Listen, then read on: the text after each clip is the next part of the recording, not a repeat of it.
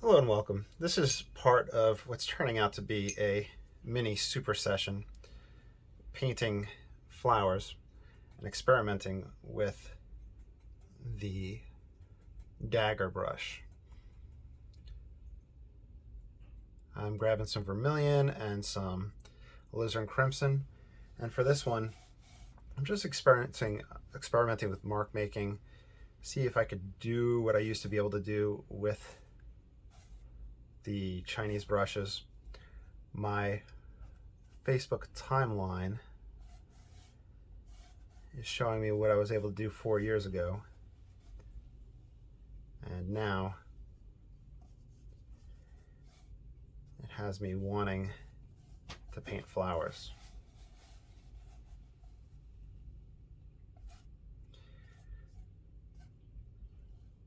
I would say I kind of hit like a peak where I was at the top of my game, and then right after that I started playing with Western watercolors. I haven't really looked back, but Facebook makes me look back. Okay, so here's some lemon yellow and ultramarine mixing for a green.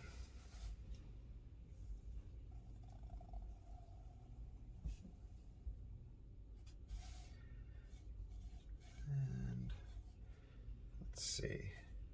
I'm looking at random pictures on pexels.com. Though I did have at one point formulaic brush strokes that I would use, which the Chinese brush painting was very good at instilling.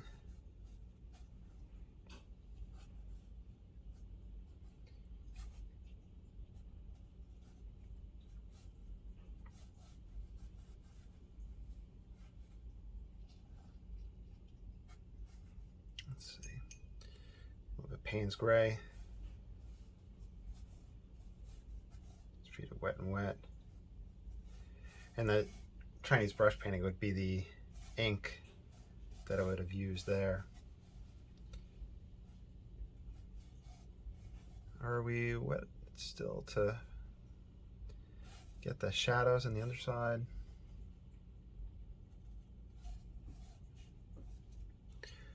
But Rome was not built in a day, so I don't expect any of these to be perfect or even aesthetically pleasing. It's just to start build up the potential. You know, a few years ago when I was living with my parents, when I first moved back down to Louisiana, I had some rose bushes there, and probably just rose bushes that I had picked up at Lowe's, but I took care of them along with other plants that I had grown, the lemon yellow and Payne's gray. But I don't know if they would come off of the same stalk or branch. There's probably different ones. I know that orchids, I think, mainly have just one flower for each stalk. Let's build up some background leaves. In fact, let's water this down.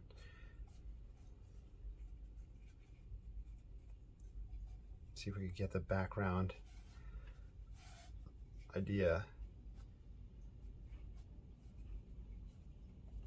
rather than just having a flower on white paper.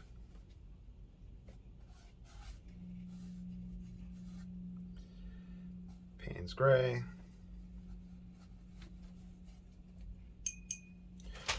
Ooh, we could do a totally random thing that I would add into it. I would add these bouquets. They have these long, this is a light red oxide. I don't know what it was, but it would just come up and go through it.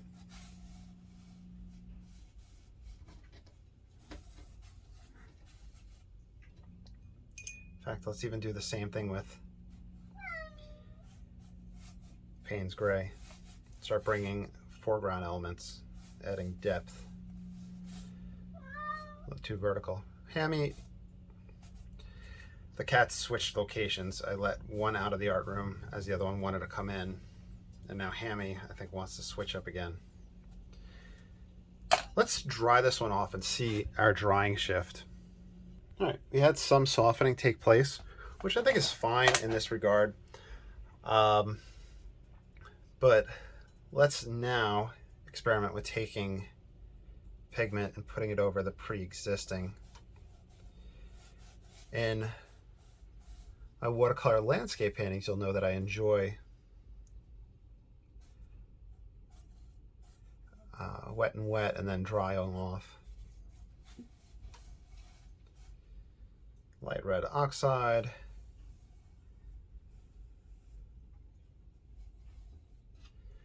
You can even grab a green. Let me just go sap green rather than mixing lemon yellow. And yeah, Hammy, I'm taking the easy way out. Yeah. What do you think about that, Hammy? Don't tell anybody.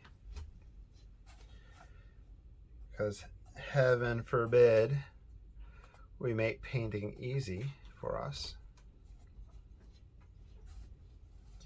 Accent the darks. Very easy to start overworking, obviously. And we are back into the beginning stages of painting this type of subject matter.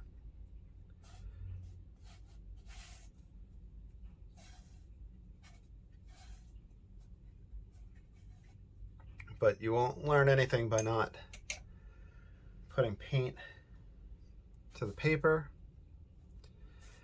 and experimenting and having fun. Lemon yellow. I'll leave this area open. We'll leave that Asian influence there of space and emptiness. All right. Definitely a lot going on in this one, and looking at the camera, that was only 7 minutes. So we have a whole lot of stuff that we can explore in such a short amount of time. So I'm pretty excited with this run. Let's do one more in this mini series, and then I'll come back to this another day. I will end this video and then I'll be right back with another video.